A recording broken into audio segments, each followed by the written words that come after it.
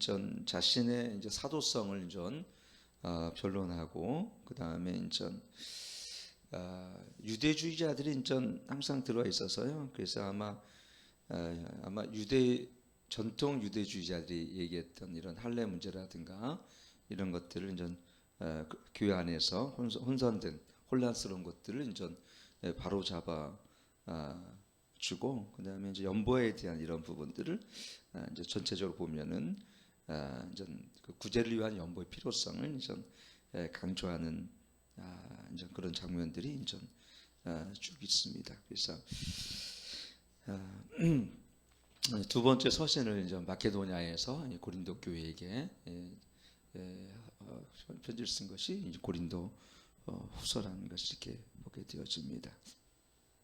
그래서 1장 1절에 보면 하나님의 뜻으로 말미암아 그리스도 예수의 사도된 바울, 그래서 자기의 정체성을 분명히 얘기했죠. 그리스도 예수로 말미암아 사도된 바울 이렇게 얘기하고 있습니다. 사람들이 전 그렇게 얘기했겠죠. 바울 당신은 예수님의 12 제자가 아니지 않느냐, 12 사도가 아니지 않느냐, 이런 식으로 아마 고린도 교회 사람들이 아마 바울을 사도성을 부인했기 때문에 이제 바울은 이런 부분들을 자기가 이제 다메섹 도상에서 예수님 찾아오셔서 그 사도권을 부여하시고 이방인의 사도가 된 것에 대한 정당성을 고린도 교인들에게 아마 자기를 변론하는 장면이 이제 나오는데 아마 첫 마디도 그래서 예수의 사도된 바울이라고 자기를 소개하고 있습니다. 그러면서 2절 보니까 하나님의 우리 주 아버지 주 예수 그리스도를 쫓아 은혜의 평강의 길을 원하노라 찬송하리다 그는 우리 주 예수 그리스도의 하나님이시오 자비의 아버지시오 모든 위로의 하나님이시며 글쎄요. 바울 서신의 공통점은 자기의 정체성을 항상 밝힌다는 것입니다. 로마서 보면 사도로서 부르심을 받은 하나님의 부르심을 받은 이방인의 사도로 부르심을 받은 바울은 항상 이런 식으로 자기의 정체성을 앞에 놓아요. 그게 중요하죠. 세상 속에 살아가는 우리지만 우리의 정체성은 하나님으로부터 부르심을 받은 그리스도인이라는 사실을 항상 우리는 잊지 않아야 될 줄 믿습니다. 두 번째는 그 하나님이 어떤 분이신가 그리고 예수 그리스도가 우리 삶의 누구신가를 꼭 그는 그 예수 그리스도를 이렇게 여기 보면은 밝히는 걸 보게 되어지죠. 그는 우리 주 예수 그리스도 하나님이시요 자비의 아버지시요 모든 위로의 하나님이시며 3절도 그렇지만 2절도 보면 주 예수 그리스도를 은혜의 평강이 있기를 원하노라. 그래서 그 삶 속에 항상 주 예수 그리스도와 하나님 삼위일체 하나님을 항상 앞에 최선의 앞에 두는 이 바울의 모습을 보게 되어집니다. 자기를 먼저 이렇게 소개하는 것이 아니라 늘 하나님 아버지 그다음에 우리 예수 그리스도 성령 하나님 삼위일체 하나님을 늘 고백하며 늘 자랑하며 늘 자기의 인생이 최우선에 두는 이 바울이 그만큼 하나님을 경외하는 그런 마음이 있었다는 것을 이렇게 보게 되어집니다. 여러분 우리 하나님이 기뻐하신 자는 어떻습니까? 우리가 사역도 열심히 해야 되지만 우리 삶 속에 예수님 우리 주 하나님 성령 하나님을 최우선 자리에 항상 우리가 둬야 될 줄 믿습니다. 그것이 하나님을 경외하는 믿음이에요. 그래서 우리가 그런 인식 가운데 살아갈 때 하나님도 기뻐하시고 때로는 바쁘게 분주하게 살다 보면 거의 우리 인식 속에 또는 의식 가운데 전혀 하나님에 대한 의식과 예수님에 대한 임재에 대한 의식이 전혀 없이 살아갈 때가 참 많은데 그거는 우리가 하나님을 사실 잘 경외하지 않는 거나 마찬가지입니다. 우리 삶 속에서 일어나자마자 여러분 예수님을 사랑합니다. 저는 이거를 수년 동안 지금 계속 하고 있거든요. 일어나자마자 오늘도 찬양을 저는 들어요. 항상 찬양을 제가 좋아하는 찬양을 들고 그 주님의 임재를 솔직히 초청합니다. 그리고 이제 기도하죠. 양치질하면서도 기도하고 세상에서 방언으로 기도하고 주님을 초청합니다. 교회 올 때까지 계속 주님을 초청하고 주님을 사랑합니다 하고 제 안에 그러면 정말 주님 참 기뻐하세요.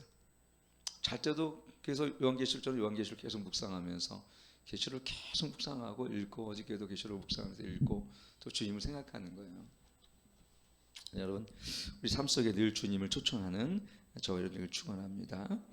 그러면서 4절 보면 자신을 우리 환난 중에서 우리를 위로하사 우리를 하여금 하나님께 받는 위로로서 모든 환난 중에 있는 자들 능히 위로하게 하시니로다. 그리스도의 고난이 우리에게 넘친 것 같이 위로도 그리스도로 말미암아 넘친도다. 참 환난이 큰 위기다 이렇게 말하면 환난 가운데 있는 분들은 잘 이해가 안 갈 수도 있어요. 저도 이 환난과 고난이 올 때 이것이 내게 얼마나 큰 유익이 되는가에 대한 부분들보다는 당장 이 환난과 고난이 너무 힘들기 때문에 그런 유익에 대해서는 생각하지 않고 왜 이런 일이 나에게 왔을까라는 그런 의아함과 또는 전 원망과 이것이 빨리 지나갔으면 좋겠다라는 그런 불평이 우리 안에 자리 잡을 때가 참 많이 있었다는 걸 이렇게 보게 되어집니다. 근데 이제 그 바울의 이런 고백처럼 무수한 이런 고난과 환난이 올 때마다 이 바울은 이 그리스도 이 고난을 통해 주어지는 그 위로가 동일하게 넘쳤다라고 이제 고백하고 있는 것이죠. 저도 보면은요, 이 고난이 올 때에 제가 어떠한 몸의 질고가 있을 때 느껴지는 건 뭐냐면 더 주님에 대한 애틋하고 간절한 마음이 생겨요. 진짜 그래요. 진짜 물론 우리가 건강할 때도 열심히 그런 마음이 있어야 되는데 인간인지라 어떤 때는 여러 가지 환난과 또 여러 가지 권고와 또 여러 가지 뜻하지 않은 환난이 왔을 때, 큰 아픔이 왔을 때 우리 안에 상한 마음이 오잖아요. 상한 마음, 그래서 주님이 상한 마음을 받으시는 거예요. 그래서 상한 마음이 나쁜 건 아니에요. 내가 그런 절박함, 뜻하지 않은 불의의 어떤 사고, 또 어떤 핍박들, 또 예수님을 열심히 믿다가 오는 어떤 오해와 그로 인한 여러 가지 마음의 어려움들이 왔을 때 우리는 어떻습니까? 마음이 상한 마음도 있지만 겸비한 마음이 있고요. 그때도 성령께서 우리의 마음을 깊이 터치하세요. 그래서 대부분 사람들이 내가 너를 얼마나 사랑하는지 아느냐 이런 하나님의 음성을 들을 때가 언제냐면 정말 상하고 인생 가운데 정말 절망과 그런 절벽을 또는 인생의 한계를 만났을 때 대부분 하나님이 찾아오시는 걸 보게 되어집니다. 특히 우리 보면 우리가 잘 아는 야곱도 마찬가지죠. 늘 보면은 에서의 낯을 피해서 브엘세단 그 가다가 이제 거기 베델에서 하나님을 만나지 않습니까?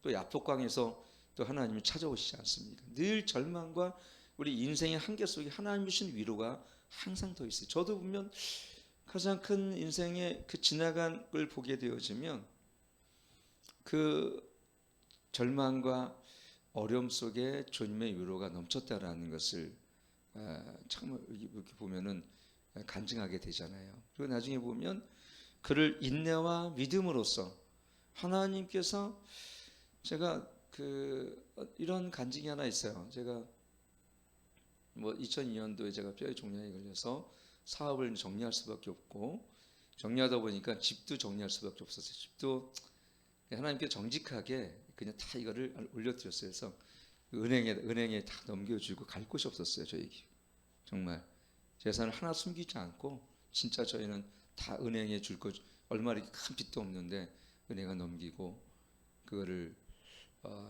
저희는 갈 곳이 없어서 있었는데 우리 이제 교회에서 제가 이제 집사를 썼으니까 목사님이 월세를 아주 허름한 거 신도림의 공장지대에다 하나 이렇게 얻어줬는데 그때 윤진 집사님 바로 제 위층이 있었어요. 제가 먼저 이제 거기 이사 왔죠. 근데 우리는 그런 집을 살아본 적이 없어요. 그때 거기 너무 우리는 허름했었고 우리가 보기에는 허름했었고 좁고 바로 앞이 공장이고. 근데 거기서 이제 우리 5식구가 살아가는데 진짜 저는 아프죠. 재정도 없죠. 진짜 그냥 제로 상태에 살아가는 거예요. 아무것도 이제 없는 거예요. 근데 어느 날 하나님께서 우리 삶 속에 한 번도 경험하지 못한 그분의 공급하심과 그 신실하심을 제가 경험하게 됐어요. 애들이요, 아빠 오늘 치킨 먹고 싶어요 그러면 어느 날 치킨이 배달돼 있어요. 쌀이 떨어질만 하면 어느 쌀이 배달돼 있고요. 재정이 떨어질만 하면 재정이 공급해 있고요. 제가 신학교를 그때 5년 다 됐어. 5년이나. 근데 정말 하나님이 때마다 하나님이 공급하시고 정말 굶지 않게 하셨다라는 거. 그래서 제가 한 번은 우리 청년부 이제 전도사였는데 제가 그때 청년을 데리고 기도원을 갔는데 말씀을 전해야 되는데 그 생각하니까 그 신실함과 인내하심, 그분의 선하심 생각하니까 펑펑 눈물이 나는 거예요. 자, 진짜 한 30분 정도 제가 정말 창피하게 거기 있는 청년들 앞에서 정말 눈물을 흘리면서 하나님의 선하심과 인자하심과 인내하심과 또 우리를 공급하심에 대해서 얼마나 제가 눈물 흘리며 거기서 그때 주님을 묵상하면서 제가 눈물 흘렸는지 몰라요. 그래서 말씀을 거의 못 전했어요, 사실은. 우리 청년들이 잘 이해를 못하죠. 아니 어떻게 보면 가장 밑바닥에 제 인생이 있었거든요. 가장 힘든 시기에.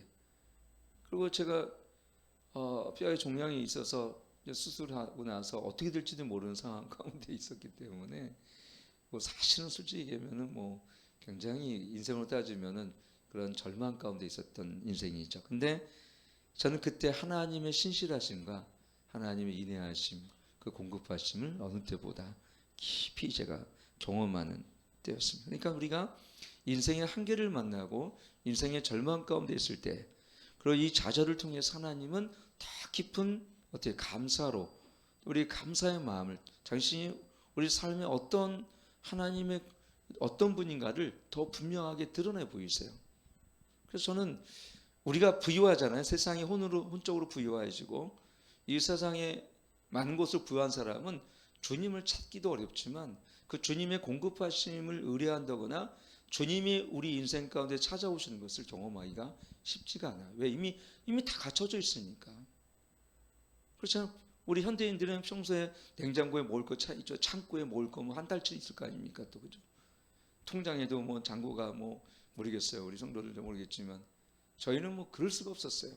하루하루 주님이 공급하시는 거 위에는 살 수가 없었어요. 지금까지도 마찬가지예요, 사실은.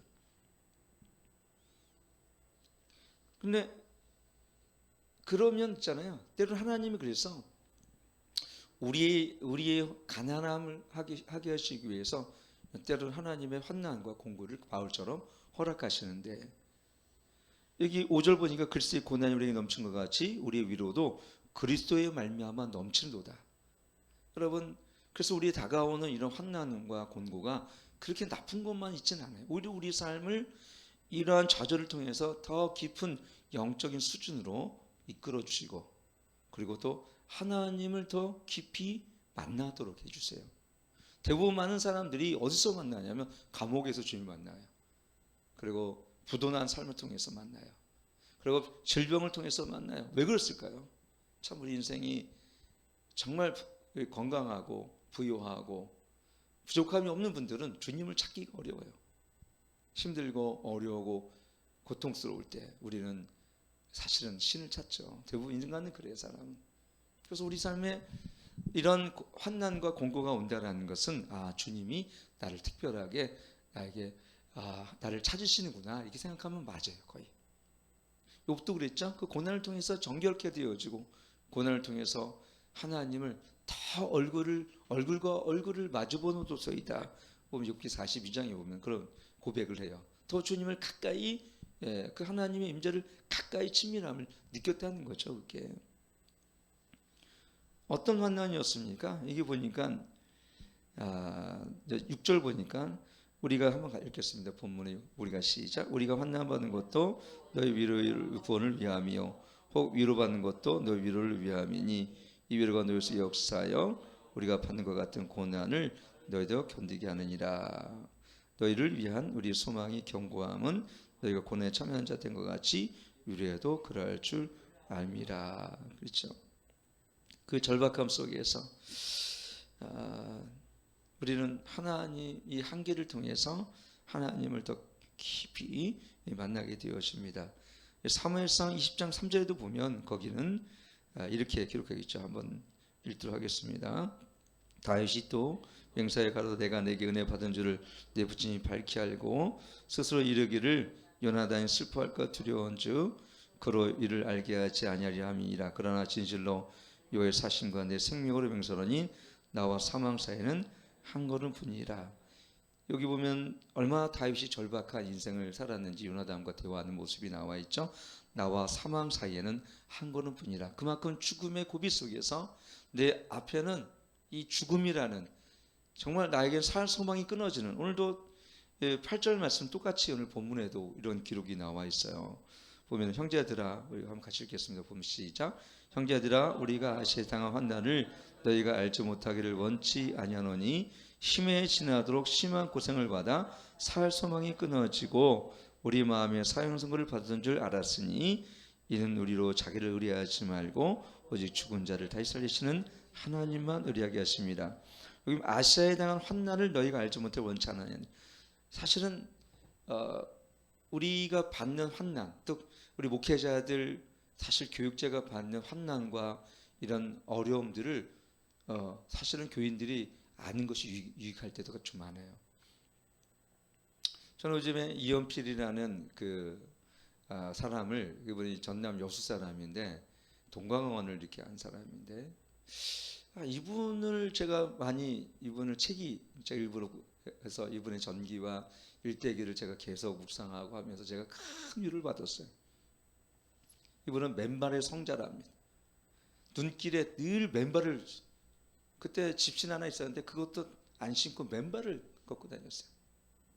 우리나라 팔복이라는 김우현 PD가 만든 최춘선 할아버지가 김포에 그렇게 수많은 땅을 다 없애버리고 다 나눠주고, 가난한 사람 나눠주고 늘 맨발로 다녔거든요. 팔복이라는 그 영상을 보면 이분도 늘 그 추운 겨울날도 맨발로 다녔어요.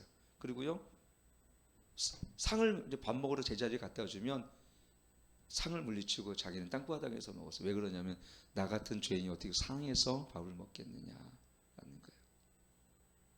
참 죄송하지만 우리 목회자들이 그 이연필 그 전기를 한번 읽어봐야 돼요. 우리 목회자들이 너무 고급스러운 생활을 해요 요즘에. 그래서 우리가요 너무 비단길을 가면 안 돼요. 꽃길을 걸어가면 안 돼요.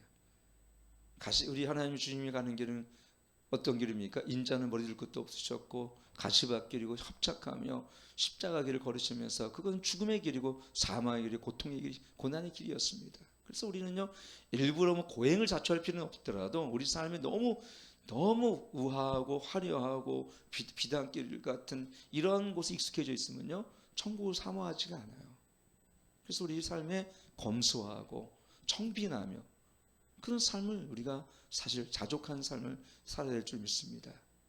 그래서 어쩌면 이 코로나는 우리가 다시 한번 십자가의 고난이라는 것, 이 세상을 부인하는 것이 어떤 것인지, 이 세상에 바울도 못 박았지만 바울도 세상에서 못 박힌 삶을 살아가는 것이 갈라디아 6장 말씀 어떤 길인지를 분명히 우리 지금 깨닫게 되는 거예요. 이 다윗의 절박함이라는 것이 어떤 것입니까? 아까도 얘기했던 건 나와 사망의 사이에는 한 걸음뿐이라. 버틸 위험도 없고 정말 큰 고난이 있지만 다윗은 어땠습니까? 그래서 시편에 보면 27편에 보면 내가 여호와께 구하는 한 가지 어떻게 됩니까? 내가 여호와의 저 안에 거하는 것이다. 다윗편에 영원한 즐거움이 있다 그랬거든요. 그러니까 다윗이 그 고난 속에서 깨달았던 것은 뭐냐면 오직 하나님만 의지하고 하나님만 사랑하며 하나님과 동행하고 오직 하나님의 임재만 구하는 것이었어요. 얼마나 놀랐습니까? 그러면서 다윗은 늘 하나님께 감사할 수 있던 건 뭐냐면 이러한 고난의 길 속에서 자기의 피난처가 되어주시고 피할 망대가 되어주시고 늘 하나님의 그를 안위하시고 보호하시는 그 사망의 음침한 골짜기에서 자기를 안위하시며 지팡이로 잘 인도하시는 하나님이 선하신 하나님을 늘 경험했기 때문에 여호와는 나의 목자시오 그랬잖아요. 여호와는 나의 목자시오 내게 부족함이 없으리로다. 여러분 그게 얼마나 위대한 고백입니까? 주님이 나의 목자시라면 세상 어떤 것도 나에겐 부족함이 없어요. 주님이 나의 왕이시고 주님이 나와 함께 하신다면 도망자 신전 속에서 광야에 유린되더라도 굶더라도 주님 나는 전혀 부족함이 없어요 라는 것이죠. 참 주님 안에 온전한 만족을 누리며 살아갔던 비결이 그 환난과 공고 속에서 자에게 공급하시는 하나님을 만나 뵙기 때문에 그렇습니다. 지금 우리는 이 시대는 어느 시대보다 부유합니다. 정말 이 시대는요, 지나간 5,000년 우리 가운데 유구한 역사 속에서, 한반도 속에서 이렇게 이 대한민국이 세계사 속에서 문화적으로도 여러 가지 콘텐츠, 그다음에 K-팝, 이렇게 세계 또 우리 경제가 8이거든요. 이렇게 뛰어나게 또 세상의 우수한 나라 속에서 이렇게 우리를 높여주신 적도 없고, 이렇게 경제적으로 부유한 나라도 없고, GNP가 이제는 2025년은 일본을 뛰어넘습니다. 우리나라 GNP가. 물론 일본은 침체돼 있고 우리는 계속 점점적으로 조금씩 GNP가 늘어나고 있기 때문에 일어나는 현상이겠죠. 그러면 2050년도 되면은 우리가 G2랍니다. 독일과 이제 이런 덴마크, 스웨덴을 넘어서 미국 다음에 우리나라가 GNP 2위라고 합니다. 근데 우리나라가 어떤지 아세요? 세계에서 자살률이 가장 많아요. 암 발생 가장 높습니다. 청소년 흡연율이 가장 많습니다. 그리고 고소 고발 사건이 가장 많아요. 행복도 가장 나라입니다. OECD 국가에서. 왜 그럴까요? 저는 오히려 너무 유복한 거 아닐까. 때로 하나님의 고난을 통해서, 여러분 이런 게 있죠. 가족이 어떠한 고난을 통해서 겪는 어려움 때문에, 제가 아름다운 인생이라는 영화가 있어요. 아름다운 맞나? 모르겠어요. 아름다운 인생인가? 아마 그런 아름다운 인생이라는 영화인데, 그 인생이 뭐냐면 우리가 잘 알았던 인도네시아인가 어디, 여러분 그때 큰 쓰나미 때문에 수십만이 죽었잖아요. 미국 가족이, 첫 장면이 뭐냐면 비행기에서 애는 게임만 하고 아버지는 아버지대로, 엄마는 엄마대로, 이 자녀의 관계가 너무 무너져 있는 한 가족들이 오랜만에 이제 인도네시아인가 그 땅으로 이제 그 해변으로 이제 가족 여행을 아주 오랜만에 갑니다. 근데 가족 여행을 이렇게 하다가 아마 펜션인 것 같죠? 펜션에서, 콘도에서 갑자기 엄청난 쓰나미가, 거의 뭐 10m 되는 쓰나미가 몰려오면서 그 일대에 있는 사람이 수십만이 죽는데, 그때 거기 있는 아이가 그 바닷가에 놀고 있었으니까 쓰나미로 말미암아 떠내려가는데, 엄마가 그 아이를 붙잡으려고 그러다가 엄마가 옆구리에 큰 그 나무로 찔리면서 거의 사경을 헤매는 상태에서, 아이는 그래도 그나마 이제 나무에 걸려 있고, 그리고 아버지 나중에 다 흩어졌어. 애도 흩어지고. 그렇죠. 어떻게 할 수? 이거는 천재지변이니까 어떻게 할 수가 없어요. 근데 그 아이가, 큰 애가 이제는 아버지 엄마를 찾아 나서는 거예요. 그럼 엄마는 이 큰 사고로 병원에 그냥 혼수 상태 누워 있고, 아버지는 어디 간지 모르고. 그때 이들이 겪는 이 고통은 이루말 수 없죠. 그렇죠. 졸지에 고아가 됐잖아, 아이들은요. 늘 아버지에 대한 불평과 원망이, 또 엄마에 대한 불평이 있던 아이들이 갑자기 고아가 됐는데, 그때 가족이라는 애틋한 사랑이 뭔지를 아이들이 거기서 알게 되는 걸, 이걸 영화를 통해서 우리에게 보여주죠.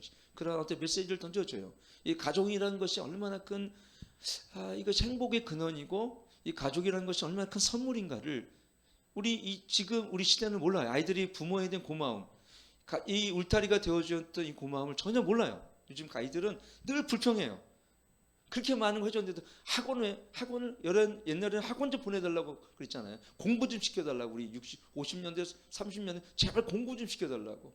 특히 딸들은 공부할 기회도 없었어요. 우리 어머니 시대는 공부하고 싶어도 돈이 없었어요. 근데 지금은 학원을 보내준다 그렇게 불평하고, 애들이 늘 그래. 저를 만나면 자기 부모를 꼰대라고 그러더만 이렇게. 부모를 여기지 않아요. 부모에 대한 불평이 애들 왜 이렇게 많은지 모르겠어요. 근데 보면 너무 유복해요. 늘 잠바는 최고 좋은 거, 운동화도 최고 좋은 거, 먹는 것도 최고 좋은 거. 근데 아이들 마음은 늘 불평이고 행복이 전혀 없어요. 얼마나 불행한지 몰라요. 근데 그 아름다운 그 인생이라는 그 영화를 보면요, 나중에는 그 아이가 어머니를 찾아요. 나중에는 아버지도 찾고, 그 다음에 동생이 못 찾다가 동생하고 그 병원에서 우연히 찾으면서 그 부둥켜 안고 웃는 그 장면들을 보면서, 이 가족이란 구성원들이 얼마나 끈끈한가, 혈연으로 맺힌 이 가족이란 구성원이 얼마나 아름다운 인생인가를 거기서 보여요. 여러분, 우리가 만약에요 이렇게 내가 그렇게 서로 고마워하지 않는 가족들이 만약에 한 일주일만 나도 모르게 떨어져 산다라면, 이런 고난을 통해서 엄청난 그리움이 우리는 있을 것입니다. 필리핀에 저희가 한 7년 전 우리 교인들 데리고 갔습니다. 마닐라에 들려서 새벽에, 항상 꼭 새벽에 내려가면 한두 시간 자고 다시 섬에 있는 밀라바드는 섬으로 가기 위해서 거기 교회를 우리가 또 섬기고 가서 찬양 집회도 해줬거든. 2박 3일 갑니다. 근데 잘못 타가지고 큰 우리가 태풍이 아니라 폭풍을 만났어요. 그냥 배가 막 이렇게 가요. 막 진짜 돌릴 수 없어요. 나무 배니까 뭐 이게 쓰러지면 다 죽는 거야. 진짜 뭐 구통하고 난리가 났어요. 아마 엄마하고 난리가 났죠. 그러다 내렸는데 4시간 동안에 그 배를 타고 태평양 한가운데 이렇게 갔으니 저를 또 얼마나 원망했겠어요. 목사님 이런 데를 우리 끌고 갔다고. 내려갔는데 얼마나 또 섬이 좋은지 몰라. 그냥 섬에서 2박 3일 집회하는데 또 나올 때 똑같죠. 왜냐면 태풍이 안 가려졌어요. 근데 안 나올 수가 없었어요. 그거 안 나오면 일주일 동안 갇혀 있으니까. 비행기도 놓치고 다 놓치니까. 그래서 무지개를 주님께서 보여주셔가지고 야 가자. 제가 이제 하나님 보여주셨기에 나왔어요. 근데 나올 때는 더 큰 태풍이야. 근데 우리 성도들이 달라졌어. 나올 때는 막 불평하고 들어갈 때는 막 그랬던 사람이 거기는 주 품에 찬양을 하면서 방언하면서 4시간 동안 무슨 얘기냐면 그 환난 속에서 자기를 내려놓는 걸 제가 보게 됐어요. 저도 그렇더라고요. 이 태풍을 우리 힘으로는 잠잠케 할 수 없어. 너무나 큰 이런 위협 속에서 이 환경 속에 나는 어떤 생각했냐면 이때 지수가 갔거든요. 지수하고 우리 찬원이도 가고 영희도 갔어요. 이거 빠지면 누구를 먼저 구해줘야 되나. 이 마음속에 목회자니까 이거 빠져가지고 세월 같은 사건이 일어난다면은 이거 그 지수 아버지한테 얼마나 큰 이거야. 이거 욕먹을 생각하니까 이거 정말 갈 때는 그런데 올 때는요. 이거는 내가 그 생각을 넘어선 거예요. 이제 이 환난은 이거는 이 폭풍은 내가 넘어서는 거예요. 그러니까 어떤 생각이 되냐면 그냥 기도만 할 뿐이에요. 그리고 이 환경을 하나님께 맡겨 드린 거죠. 그러니까 마음이 평안하고 주 품에 그 찬양을 부르면서 이 마음이 오히려 안정된 걸 이렇게 보게 되면서 제가 어떤 오히려 얻었냐면 환난이 클수록 위로도 크고 그러면 내가 주님을 의뢰하게 되더라 이거죠. 여러분 대부분 환난이 작으면 내가 어떻게든지 해보려고 그래. 근데 환난이 너무 크잖아요. 그럼 자기를 내려놔요. 바울도 살 소망이 끊어지니까 그게 빌립보 감옥에 갇힌 건지 유라굴라 강풍을 만나서 그런 건지 아니면 사도행전 19장 말씀에서 거기 있거든. 거기서 또 이게 폭동이 일어나가지고 그런 사건을 말하는 건지 모르겠지만 어쨌든 바울이 일어났던 이 사건을 통해서 바울은 자신의 한계를 넘는 이런 큰 거대한 이런 고난과 핍박 속에서 바울은 자신을 내려놓고 주님을 의지하는 법을 거기서 배우게 되었어요. 여러분 저는 일생에 한 번은 그런 일을 만나게 하신다는 것은 하나님의 전 축복이라고 생각합니다.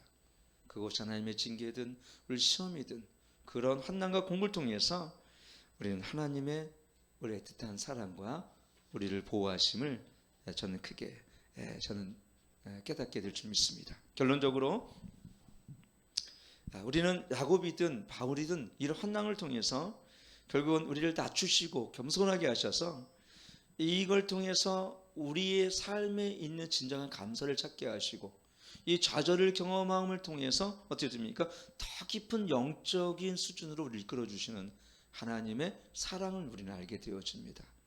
오늘 여러분 가운데 10절 말씀이죠. 오늘 이런 고백이 있길 바랍니다. 그가 이같이 큰 사망에서 우리를 건지셨고 또 건지시리라. 또한 이후에라도 건지시기를 그를 의지하며 바라노라 했거든요. 큰 사망에서 우리를 건지셨고 또 건지시리라. 또한 이후에라도 건지시기를 그를 의지하며 바라노라.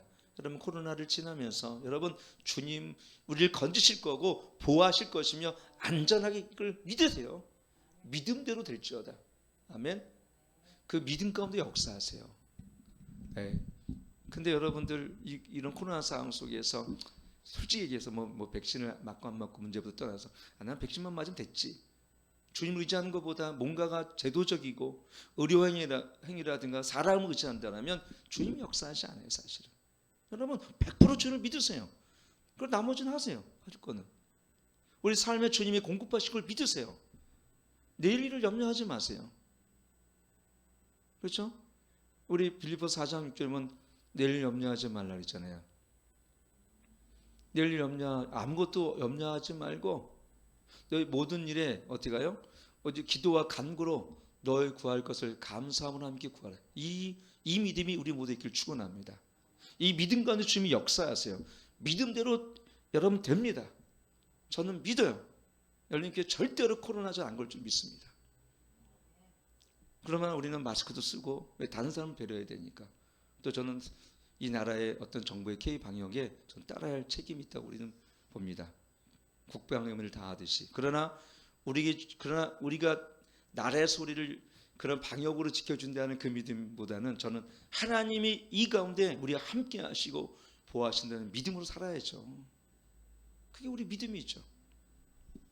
그 믿음 가운데 살아가면서 오늘 가운데 하나님의 더 감사와 은혜가 우리가 넘치길 축원합니다. 기도하겠습니다. 하나님, 이와 같이 큰 사망의 소리를 건지셨고 또 건지시려 이후에도 건지시기를 그를 의지하며 바라노라. 아멘. 믿음대로 될 자도 말씀하셨사오니 우리가 하나님 말씀을 믿는 바대로 우리가 삶을 살아갈 수 있도록 하나님 역사하여 주옵소서.